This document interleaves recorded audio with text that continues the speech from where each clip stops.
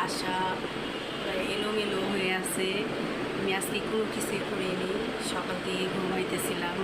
আপনাদের ভাইয়া বাসায় ছিল না, তো অনেকখানি ঘুমালাম।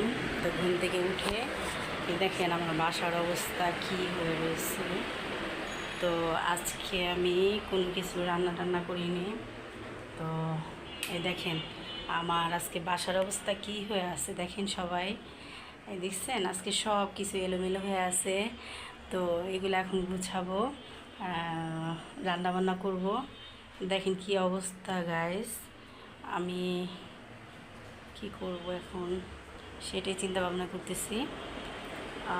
তো এই যে দেখেন আমার বিল্লুটা আজকে দেখেন শুয়ে আছে। তো আমি আপনাদের সামনে একটা কথা বলতেছি যে আমার ফেসবুকে অনেক আগেই খুলছিলাম ফেসবুকটা। তো ফেসবুকের মধ্যে ওনারা আর কি কন্টেন্ট মনিটাইজেশন দিয়েছে আর স্টার সেট আপ দিয়েছে। তো এখন ওনারা ব্যাংক সেট আপ করতে বলতেছে। এখন আমি কি করব জানি না, নতুন তো দেখি ইনশাল্লাহ কী করা যায়। তো